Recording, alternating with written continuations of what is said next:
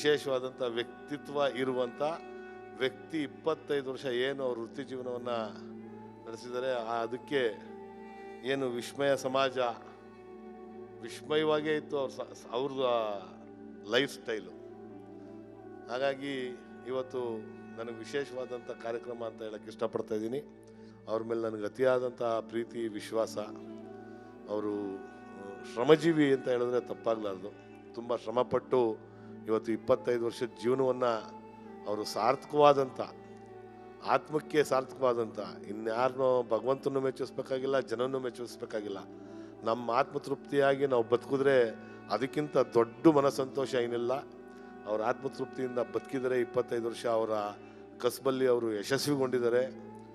ಎಲ್ಲ ಸರಸ್ವತಿ ಪುತ್ರರು ಬಂದವರೆ. ಆ ಸರಸ್ವತಿ ಪುತ್ರರು ಎಲ್ಲರೂ ಆಶೀರ್ವಾದನೂ ನಿಮ್ಮ ಮೇಲೆ ಇರ್ತದೆ ಅಂತೇಳಿ ಆಶೀರ್ವಾದ ಮಾಡುವಂಥದ್ದು ಅದು ನಿಜವಾಗ್ಲೂ ತುಂಬ ಶ್ರೇಷ್ಠವಾದಂಥ ಆಶೀರ್ವಾದವನ್ನು ನೀವು ಪಡೆದಿದ್ದೀರಿ.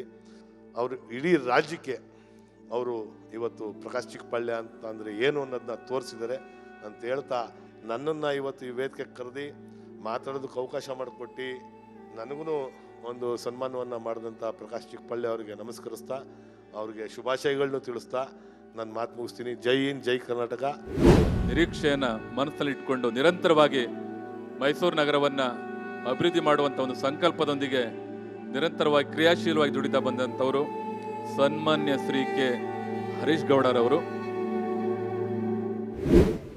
ಇವತ್ತು ಪ್ರಕಾಶ್ ಚಿಕ್ಕಪಾಳ್ಯ ಮತ್ತು ಅವರ ವಿಸ್ಮಯ ಏನು ಬಳಗ ಅಂತ ಏನು ಮಾಡಿಕೊಂಡಿದ್ದಾರೆ, ಇವತ್ತು ಮೈಸೂರಿನಲ್ಲಿ ಒಂದು ರೀತಿ ಯಾವುದೇ ಕಾರ್ಯಕ್ರಮ ಆದರೂ ಅದು ಸರ್ಕಾರ ಇರಲಿ ಖಾಸಗಿ ಇರಲಿ, ಪ್ರಕಾಶ್ ಚಿಕ್ಕಪಾಳ್ಯ ಅವರ ಹತ್ರನೇ ಡ್ರಾಫ್ಟ್ ಹಾಕ್ಕೊಂಡ್ರೇ ಸಮಾಧಾನ ಅನ್ನುವಷ್ಟರ ಮಟ್ಟಿಗೆ ಮೈಸೂರಿನಲ್ಲಿ ಮನಮಾತಾಗೋಗಿದ್ದಾರೆ.